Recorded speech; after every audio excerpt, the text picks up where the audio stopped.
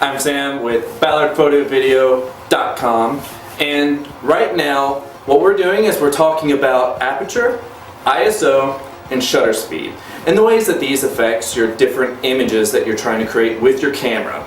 Now, we've already talked about aperture, we've already talked about ISO. So now all we have left is shutter speed. Now what shutter speed is going to do is it's going to give you the chance to control the amount of light and how long that light hits your sensor.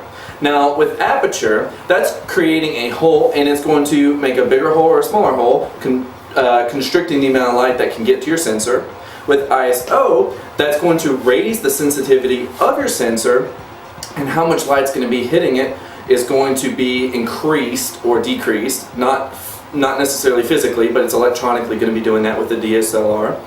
And then with shutter speed, what we're talking about is that's going to be what your lens is going to be doing. It's actually going to be controlling how long the light actually hits your sensor going through your lens to your camera. So, for example, when you're trying to capture motion, you're going to want to have a faster shutter speed. So for example, you may want to shoot at like 1/30th of a second. Or if, for example, you're wanting to slow down an object and capture a blur in motion, you may want to stop it to, for example, maybe 1/15th of a second, or something like that.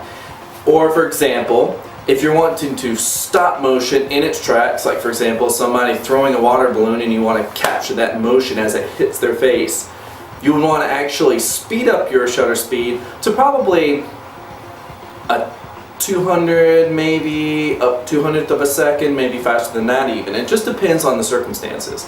But when you're talking about the shutter speed, the most important thing to remember is that you need to remember whether or not your camera's lens has any form of stabilization and your focal length. Now, if your focal length is shorter, you're going to need much less shutter speed to still maintain a sharp image hand holding it. But for example, if you actually need to have your image sharp and it's a long focal length, like for example 200 millimeter, you're going to want to make sure that you have your shutter speed nice and fast. That way, if your hands are shaky at all, it will stop and you'll get a sharp image from the result of your shoot. So that really pretty much wraps it up. We've talked about shutter speed in this video. We just put out a recent video about ISO, and our first video on aperture is up as well. You can go check those out. And as always, this is Sam with BallardPhotoVideo.com, and we look forward to seeing you guys next time.